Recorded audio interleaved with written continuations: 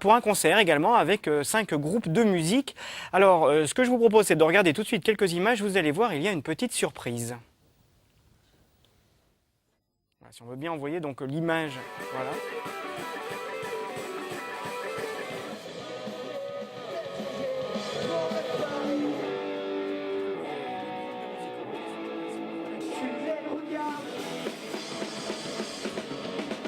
Hervé Zama, et vous qui êtes donc le directeur artistique de la Rock Band Academy, quel âge ont les artistes, les musiciens que vous représentez, que vous préparez à la scène? Bonsoir, en fait c'est assez variable, ça va de 10 ans, 9 ans pour le plus jeune, un petit batteur de 9 ans, jusqu'à, c'est pas limité en âge, donc après ça peut aller jusqu'à 45 ans, 50 ans, adulte. Alors ceux qui se sont produits sur scène donc le 5 juillet, ça va de quel âge à quel âge? Alors les Pins ont aux environs de 11 ans, c'est-à-dire le groupe que l'on voit actuellement ont à peu près 11 ans. Après le groupe Tout Cassé qui est ici présent, c'est une moyenne d'âge de 12 ans. Qu'on voit actuellement à l'image, ou qu'on voyait d'ailleurs avec Léo je crois. Voilà. Ça c'est pas les tout cassés, c'est les pins. D'accord, et toi tu es également dans les Pins alors? D'accord. Enfin plus maintenant, mais avant j'étais avec eux. Maintenant c'est avec les Tout Cassés. Qui c'est qui a choisi le nom de ce groupe? C'est Marc, oui Marc en premier. Alors Marc, toi tu es batteur, c'est ça? Oui. Donc Léo, chanteur, guitariste également? Oui, guitariste rythmique. Guitariste rythmique, et puis Dorian, Ouais. toi tu es Guitare guitariste. solo. Voilà, guitare solo. Ça fait longtemps que cette aventure a démarré de la Rock Band Academy? Écoutez, c'est la 3e année officielle, une première année qui a servi en fait d'essai. En fait, on travaillait dans le giron d'une école de musique basée sur Pignan-la-Vérune. Quand on a vu que ça se passait bien et que c'était plutôt porteur et puis qu'il y avait une demande assez importante, on a créé nous-mêmes notre propre nom, donc la Rock Band Academy. Et donc on vient de terminer la 2e année d'activité. Voilà. La demande, elle émanait de qui? Alors c'est assez varié en fait. La plupart du temps, ce sont des musiciens amateurs en fait qui cherchent à pouvoir se produire sur scène, donc acquérir une expérience de la scène. Et puis qui ont besoin de conseils, je pense, sur la façon de gérer un répertoire. En fait, c'est pas forcément évident pour un groupe de musiciens amateurs de pouvoir, même sans parler de percer, de pouvoir arriver jusqu'au stade du concert. Donc, en l'occurrence, Lucille et Xavier, qui sont également avec nous sur le plateau. Alors vous, le groupe, c'est les Ouzes. Oui. Bonsoir. Bonsoir. Vous, ça fait longtemps que vous faites de la musique, et comment vous êtes rapproché finalement de la Rock Band Academy? Moi, c'est depuis le début, même quand c'était pas officiellement la Rock Band Academy. Donc voilà, je connais Hervé depuis 4-5 ans. Et Xavier? Et voilà, moi j'étais ami avec Lucille et donc je l'ai rencontré et on a décidé de former un groupe dans la Rock Band Academy. C'est devenu depuis cette année les Ouzes. Quels sont les conseils que vous donnez principalement? Ce sont vraiment des conseils scéniques? C'est des conseils de musique? En fait, hein. Tout d'abord, le premier point, c'est d'arriver à les aider à développer un répertoire qui soit cohérent. Donc ça reste musical pour l'instant, au début en tout cas. Et une fois qu'ils ont un répertoire qui tienne à peu près la route, qui soit efficace sur scène, on essaye de leur faire développer un petit peu leur présence scénique, qui est un peu innée chez certains. Chez Xavier, c'est le cas par exemple. C'est quelqu'un qui est très très à l'aise sur scène. Chez Léo aussi. Maintenant, il y a d'autres personnes pour qui c'est plus difficile, qui n'ont pas forcément cette expérience, et donc on les aide à ça. Et ensuite, le 3e point de la rock band, c'est d'aider les musiciens à se produire sur des grandes scènes auxquelles ils n'auraient pas forcément accès par eux-mêmes. À Montpellier, je pense au Rockstore notamment, à des festivals, l'Antirouille aussi. Voilà. Un groupe composé de mineurs, ça ne pose pas des problèmes de droit, des problèmes Non, pour aller dans pas. des salles de concert? Vous parlez du Rockstore par disons exemple. enfin, moi je me posais la question de savoir, en fait, j'avais une grosse demande même pour les mineurs, pour pouvoir se produire dans des bars musicaux. Donc le truc c'était de savoir, bon, une ambiance un petit peu enfumée, est-ce qu'on peut comment dire, est-ce qu'on peut demander à des enfants de se produire sur ce genre de cadre? Et en l'occurrence, bon, moi j'ai demandé évidemment l'autorisation aux parents qui donnent leur avis très régulièrement sur toutes les activités de l'académie. Et en fait, il y avait quand même une grosse demande, outre les grandes salles de concert comme le Rockstore ou l'Antirouille par exemple, il y avait aussi une grande demande pour tous ces lieux où la musique vivante se crée et puis où il se passe pas mal de choses, quoi. Donc au final, non, a priori, on n'a pas de problème particulier avec ça. On fait très attention évidemment à ce qu'il n'y ait pas d'alcool, pas de tabac qui circule entre les gamins. Et de toute façon, au niveau des parents, au niveau du droit à l'image, on demande aux parents de signer une décharge autorisant le droit de diffusion de l'image de leurs enfants. Alors comme en plus ils ont envie de faire de la musique sur le plateau, ils sont venus avec des instruments. Liouz, vous pouvez nous interpréter alors justement une chanson. Alors vous, à deux, hein, normalement la formation c'est combien? 5. Donc évidemment ça sera limité.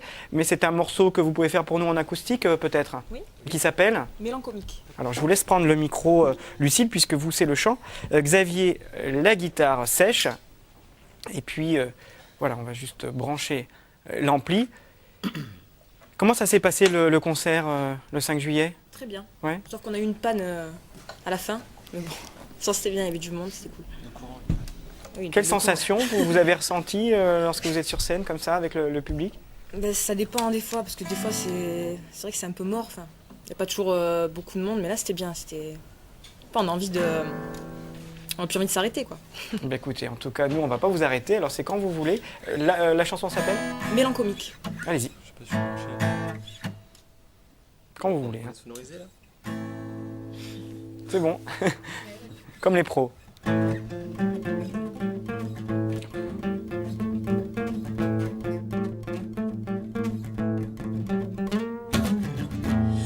est tous un peu schizo. Moi quand je vois une paire de ciseaux, je m'imagine en couturière et puis d'un coup en charcutière. Les mensonges m'amusent, les bobards m'usent. Je suis pas vraiment fabulatrice, un peu précilégitatrice. Comme le monde est monotone et que les mots m'étonnent. Je suis ravie de ma déraison. Je prends la vie avec dérision. Oui, je suis un peu aliénée, impossible d'analyser. Mais c'est comme ça, je suis éclectique, je suis mélancolique. Mais c'est comme ça, je suis électrique, je suis mélancolique. Tantôt Richard, tantôt Clochard, tantôt Pénard, tantôt Chaubard. À malin et demi, l'équivoque est ma stratégie. Souvent j'ai bien l'air au taquet, et au fond je suis bien attaqué. Je donne le change avec justesse, tristesse rime avec allégresse. Comme le monde est monotone, et que les mots m'étonnent. Je suis ravie de ma déraison. Je prends la vie avec dérision. Oui, je suis un peu aliénée, impossible d'analyser. Mais c'est comme ça, je suis éclectique, je suis mélancolique. Mais c'est comme ça, je suis électrique, je suis mélancolique.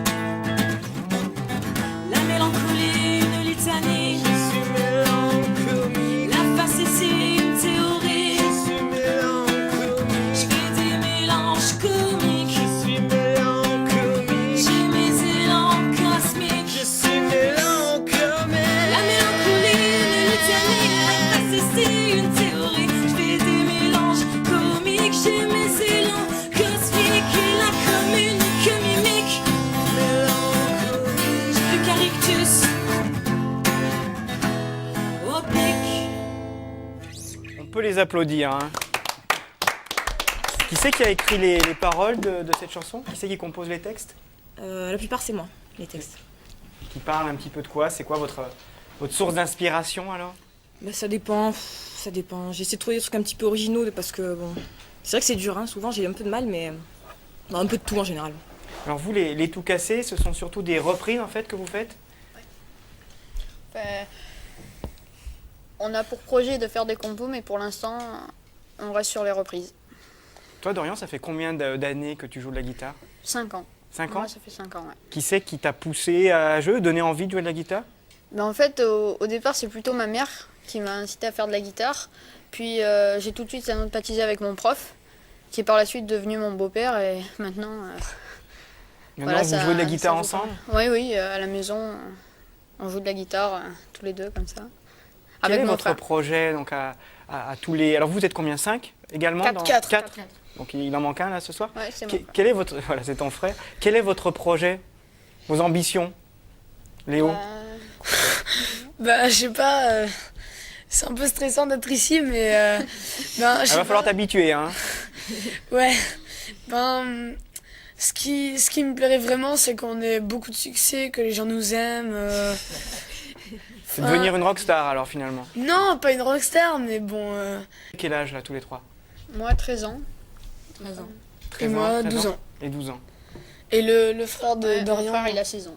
Le Est-ce qu'on bassiste. peut également avoir une petite démo de vos performances? On n'a pas pu sonoriser de batterie, donc Marc ne va pas pouvoir jouer avec vous, mais par contre vous pouvez peut-être là aussi nous faire une petite improvisation, donc à la guitare, et ça c'est donc l'affaire de Dorian, et puis au chant Léo. Qu'est-ce que vous pouvez nous interpréter comme morceau? Notre répertoire le plus apprécié, c'est Jimi Hendrix. Alors, Jimi Hendrix? Little Wing. À la guitare, Jimi Hendrix, Dorian, c'est facile? Ça dépend. Ça dépend? Ça dépend des chansons. Voilà. On va peut-être juste, si voilà, Xavier va me faire passer le micro, le faire passer en fait à Léo, voilà, une petite improvisation en plateau pour évidemment que tu puisses chanter. Merci Marc de lui faire passer. Normalement, il doit être branché. La guitare, est-ce qu'elle sonne? Ah, j'ai l'impression qu'elle sonne, hein. Elle sonne bien? Ouais.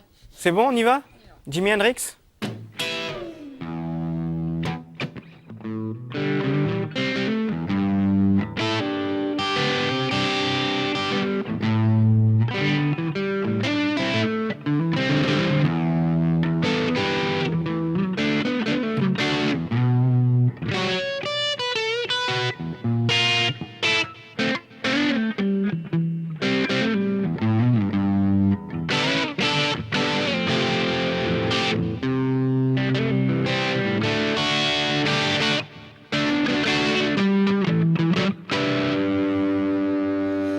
When she's walking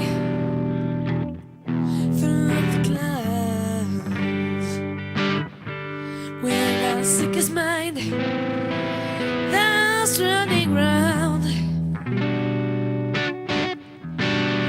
butterflies and brass and buttons and fairy dust. Sometimes you'll think about running with the wind.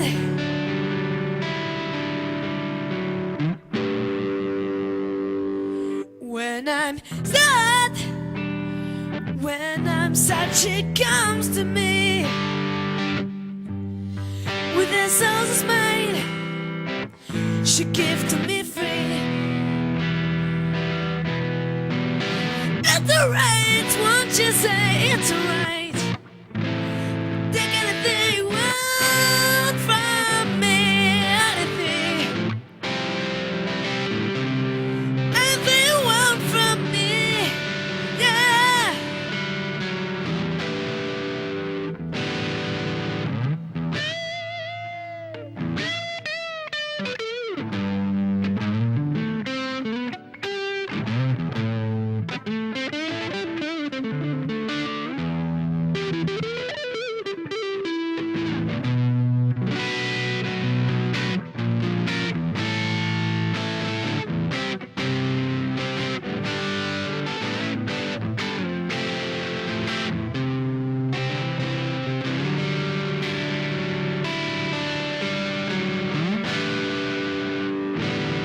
When she was walking through the clouds with our sickest mind that's running round, butterflies, rebirths, and moonbeams and fairy tales. That's all you think about. Running with the wind, yeah.